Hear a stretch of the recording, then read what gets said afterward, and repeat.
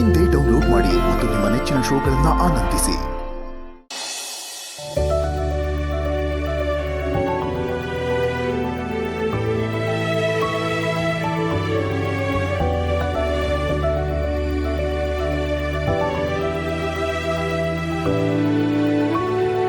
ಅರೆ ಭೂಮಿ,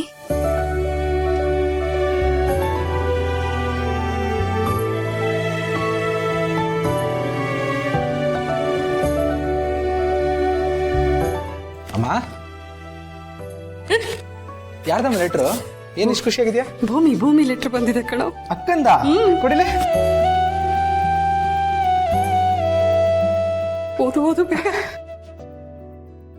ಅಪ್ಪ, ಅಮ್ಮ, ಮಹಿಮಾ, ಜೀವ ಎಲ್ರಿಗೂ ಇಲ್ಲಿಂದಾನೆ ಹಾಯ್ ಹೇಳ್ತಿದ್ದೀನಿ. ಎಲ್ಲರೂ ಹೇಗಿದ್ದೀರಾ? ನಾನು ನನ್ನ ಮಗ ಇಲ್ಲಿ ಆರಾಮಾಗಿದ್ದೀವಿ. ನೀವು ಆರಾಮಾಗಿದ್ದೀರಾ? ಅಪ್ಪನ ಆರೋಗ್ಯ ಹೇಗಿದೆ? ಜೀವನ ಬಿಸ್ನೆಸ್ ಹೇಗೆ ನಡೀತಾ ಇದೆ? ಮಹಿಮಾ ಹೇಗಿದ್ದಾಳೆ? ಎಲ್ಲರೂ ಚೆನ್ನಾಗಿದ್ದೀರಾ? ಎಲ್ಲಾನು ಚೆನ್ನಾಗಿ ನಡ್ಕೊಂಡು ಹೋಗ್ತಿದೆ ಅಂತ ಭಾವಿಸ್ತೀನಿ. ನಮ್ಮ ಬಗ್ಗೆ ಯೋಚನೆ ಮಾಡಬೇಡಿ. ನಾವಿಲ್ಲಿ ತುಂಬಾ ಚೆನ್ನಾಗಿದ್ದೀವಿ, ಕ್ಷೇಮವಾಗಿದ್ದೀವಿ. ಅಪ್ಪ, ಅಮ್ಮ, ನಿಮ್ಮ ಆರೋಗ್ಯದ ಬಗ್ಗೆ ಸ್ವಲ್ಪ ಗಮನ ಕೊಡಿ. ಅಪ್ಪ, ನಿಮಗೆ ವಯಸ್ಸಾಗಿದೆ, ಊರೂರು ಸುತ್ತೋದನ್ನು ಕಮ್ಮಿ ಮಾಡ್ಕೊಳ್ಳಿ. ಟೈಮ್ ಟು ಟೈಮ್ ಊಟ ತಿಂಡಿ ಮಾಡಿಕೊಂಡು ಅಮ್ಮನ ಜೊತೆ ಟೈಮ್ ಸ್ಪೆಂಡ್ ಮಾಡಿ. ಅಮ್ಮ, ನೀವು ಅಷ್ಟೇ ಸ್ವಲ್ಪ ನಿಮ್ಮ ಆರೋಗ್ಯದ ಬಗ್ಗೆ ಗಮನ ಕೊಡಿ. ಜೀವ, ಮಹಿ, ನೀವು ಆರಾಮಾಗಿರಿ, ಚೆನ್ನಾಗಿರಿ ಅಂತ ನಾನು ವಿಶ್ ಮಾಡ್ತೀನಿ. ನನ್ನ ವಿಶ್ವಾಸ ಯಾವಾಗಲೂ ನಿಮ್ಮ ಜೊತೆನೇ ಇರುತ್ತೆ. ಅಮ್ಮ, ನನಗೆ ಗೊತ್ತು ನೀವು ನಿಮ್ಮ ಭಾವನೆಗಳನ್ನ ನನ್ನ ಜೊತೆ ಹಂಚ್ಕೋಬೇಕು ಅಂತ ಯಾವಾಗಲೂ ಅನ್ಕೋತಿರ್ತೀರಾ ಅಂತ. ನಿಮ್ಮ ನೋವು ನನಗೆ ಅರ್ಥ ಆಗುತ್ತೆ. ಅದಕ್ಕೆ ನಾನು ಈ ಸಲ ಈ ಲೆಟ್ರಲ್ಲಿ ನನ್ನ ಪಿನ್ ಕೋಡ್ನ ಮೆನ್ಷನ್ ಮಾಡ್ತಿದ್ದೀನಿ.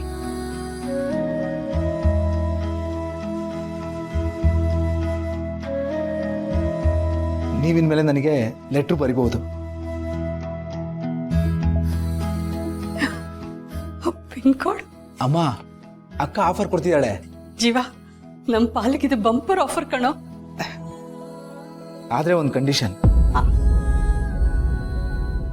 ಪಿನ್ ಕೋಡ್ ಸಿಕ್ತು ಅಂತ ಅದನ್ನ ಇಟ್ಕೊಂಡು ನಾನು ಹುಡ್ಕೋ ಪ್ರಯತ್ನ ಮಾಡಬೇಡಿ.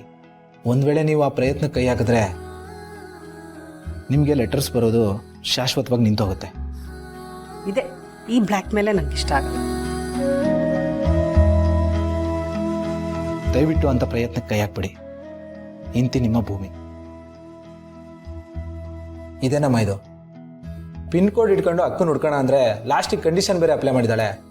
ಇರ್ಲಿ ಬಿಡು ಜೀವ, ಪುಣ್ಯಾತ್ಗಿತ್ತಿ ಈಗ ಪಿನ್ ಕೋಡ್ ಆದ್ರೂ ಶೇರ್ ಮಾಡಿದ್ದಾಳೆ. ನಮ್ಮ ಮನ್ಸಲ್ಲಿ ಏನು ನಡೀತಾ ಇದೆ, ನಾವು ಎಷ್ಟು ನೊಂದ್ಕೊಂಡಿದ್ದೀವಿ, ಮಿಸ್ ಮಾಡ್ತಾ ಇದ್ದೀವಿ ಅಂತ ಅವಳಿಗೆ ತಿಳಿಸ್ಬೋದು. ಅಷ್ಟಕ್ಕೆ ಈಗ ಸಮಾಧಾನ ಪಟ್ಕೊಳ್ಳೋಣ. ಅಲ್ಲ ಅಮ್ಮ, ಈಗ ಅಕ್ಕ ಎಲ್ಲಿದ್ದಾಳೆ ಅಂತ ನಾವು ಹುಡುಕಿದ್ರೆ ಈ ಥರ ತಿಂಗಳಿಗೊಂದು ಲೆಟ್ರ್ ಕಾಯೋದು, ನಾವು ಲೆಟ್ರ್ ಬರೆಯೋದು, ಇದೆಲ್ಲ ತಪ್ಪತ್ತಲ್ವಾ? ಅಕ್ಕ ಏನೋ ಹೇಳಿದಳು ಸರಿ, ನಾವು ಯಾಕೆ ಸೀಕ್ರೆಟಾಗಿ ಪ್ರಯತ್ನ ಪಡಬಾರ್ದು?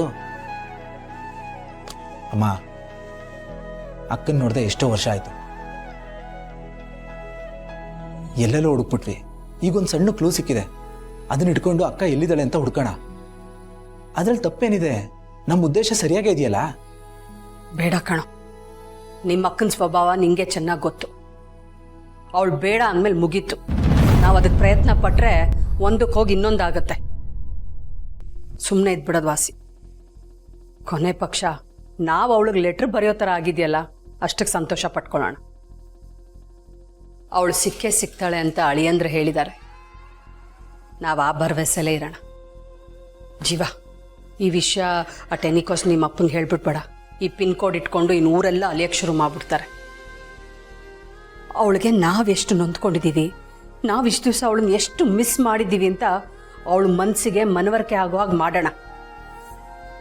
ಅವಳಿಗೆ ಅನ್ನಿಸ್ಬೇಕು, ಹೌದಪ್ಪ ನಾನು ಹೋಗಿ ಇವ್ರನ್ನ ನೋಡಬೇಕು ಅಂತ. ಹಾಗೆ ಮಾಡೋಣ. ನೋಡೋಣ ಅವಳ ಮನಸ್ಸು ಯಾವಾಗ ಕರಗುತ್ತೆ ಅಂತ. ಈಗ ಈ ಲೆಟರ್ ನೋಡಿದ್ರೆ ಅವಳ ಮನಸ್ಸು ಸ್ವಲ್ಪ ಕರಗಿರೋ ಥರ ಇದೆ. ಮತ್ತೆ ನಾವೇನೋ ಪ್ರಯತ್ನ ಪಟ್ಟು ಅವಳ ಮನಸ್ಸನ್ನ ಮತ್ತೆ ಕಲ್ ಮಾಡಿಬಿಡೋದು ಬೇಡ. ತಾಳ್ಮೆಯಿಂದ ಕಾಯೋಣ. ಅದೊಂದೇ ನಮ್ಮ ಮುಂದೆ ಇರೋ ದಾರಿ. ಅದು ಸರಿನೇ. ಸುಮ್ಮನೆ ಆತ್ರಕ್ಕೆ ಬಿದ್ದು ಎಡ್ವರ್ಟ್ ಮಾಡ್ಕೊಳ್ಳೋದು ಬೇಡ. ನಾನು ಬರೆದಿಟ್ಟಿದ್ದೀನಲ್ಲ ಲೆಟ್ರು, ಅದೆಲ್ಲ ತೊಗೊಂಡು ಬಂದು ಕೊಡ್ತೀನಿ. ಇಮಿಡಿಯೇಟ್ ಪೋಸ್ಟ್ ಮಾಡಿ. ಮೊದಲು ತಗೋ. ಹಾಂ.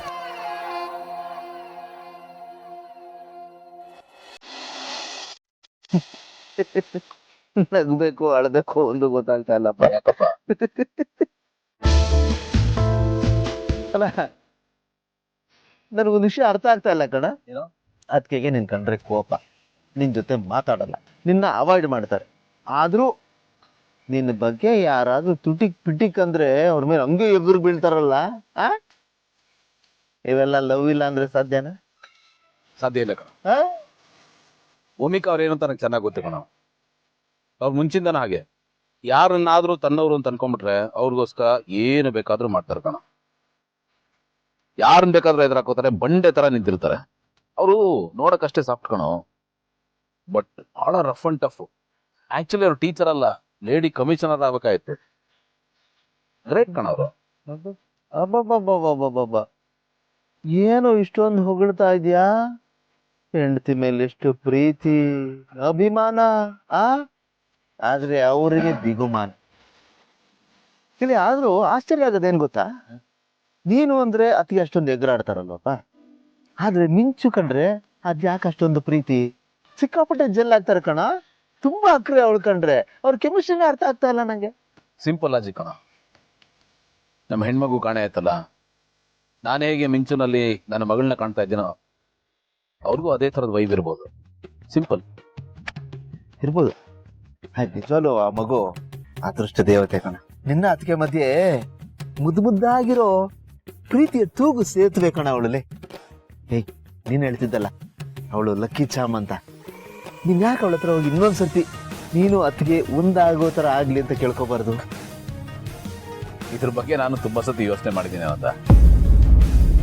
ಬಟ್ ಏನ್ ಗೊತ್ತಾ, ಮಿಂಚು ಒಟ್ಟಾರಕ್ಕೆ ಬಂದಾಗ ಅವಳಿಗೆ ಮಾತು ಬರ್ತಾ ಇರಲಿಲ್ಲ ಅನ್ಕೊಂಡಿದ್ದೆ. ಆಮೇಲೆ ಅವಳಿಂದ ಏನೋ ಪವಾಡ ನಡಿಬೋದು ಅಂತ ಎಲ್ಲರೂ ಹೇಳ್ತಾ ಇದ್ರು. ನಾನು ನಡಿಬೋದೇನೋ ಅನ್ಕೊಂಡು ಅವಳ ಹತ್ರ ಕನ್ಫ್ಯೂಸ್ ಮಾಡ್ಕೊಂಡೆ. ಆ ಪವಾಡ ನಡೆದೋಯ್ತು, ಭೂಮಿಕಾ ಅವ್ರು ಸಿಕ್ಕಿಬಿಟ್ರು. ಬಟ್ ಈಗ ಅವಳಿಗೆ ಮಾತು ಬರುತ್ತೆ ಅಂತ ನನಗೆ ಗೊತ್ತಲ್ಲ. ಈಗ ನಾನೇನಾದ್ರೂ ಈ ಥರ ಕನ್ಫ್ಯೂಸ್ ಮಾಡ್ಕೊಂಡ್ರೆ ಅವಳು 100 ಪ್ರಶ್ನೆ ಕೇಳ್ತಾಳೆ. ನಾನು ಏನಂತ ಉತ್ತರ ಕೊಡ್ಲಿ? ಅದು ಅಲ್ಲದೆ ಆಕಾಶ್ ಮತ್ತೆ ಅವಳು ಬಹಳ ಕ್ಲೋಸ್, ತುಂಬಾ ಮಾತಾಡ್ತಿರ್ತಾರೆ. ಆಮೇಲೆ ಭೂಮಿಕಾ ಮನೆಗೆ ಹೋಗಿ ಬಂದು ಮಾಡ್ತಿರ್ತಾಳೆ. ಅಲ್ಲೇನಾದ್ರೂ ಈ ವಿಷಯ ಬಾಯ್ ಬಿಟ್ಬಿಟ್ರೆ ಏನ್ ಮಾಡೋದು? ಪ್ರಾಬ್ಲಮ್ ಆಗಲ್ವಾ? ಕರೆಕ್ಟ್, ಈ ವಿಷಯ ನಾನು ಯೋಚನೆ ಮಾಡೇ ಇರ್ಲಿಲ್ಲ. ಈಗ ಸುಮ್ಮನೆ ಇದ್ಬಿಡೋದೇ ಒಳ್ಳೇದಪ್ಪ. ಏನೋ ಅಂತಾರಲ್ಲ, ಅದೃಷ್ಟ ಒಲಿಯೋ ಟೈಮ್ಗೆ ದುರಾದೃಷ್ಟನ ಬೆನ್ನಿ ಕಟ್ಕೊಂಡ್ರು ಅಂತ. ಆ ಥರ ಆಗ್ಬಾರ್ದು. ಬರುತ್ತೆ, ಒಳ್ಳೆ ಟೈಮ್ ಬರುತ್ತೆ ಕಣ. ಲಕ್ಕಿ ಚಾಮ್ ಜೊತೆಗಿರುವಾಗ ಬರ್ದೇ ಇರುತ್ತಾ? ವೇಟ್ ಮಾಡ್ಬೇಕು, ಕಾಯೋಣ. ಇದು ಇದೇ ಖುಷಿಗೆ ಅದೇ ಇನ್ನೊಂದು ಕಾಫಿ ಹೇಳ ಅಂತ. ಆಯ್ತು ಹೇಳಪ್ಪ. ಇನ್ನೊಂದು ಕಾಫಿ ಕೊಡಪ್ಪ, ಸ್ಟ್ರಾಂಗ್ ಇರ್ಲಿ. ರಾತ್ರಿಗೆ ಬಿಟ್ಕೊಳ್ಳೋಣ. ಹಾ ಬೇಕಲ್ಲಪ್ಪ. ಆಯ್ತು.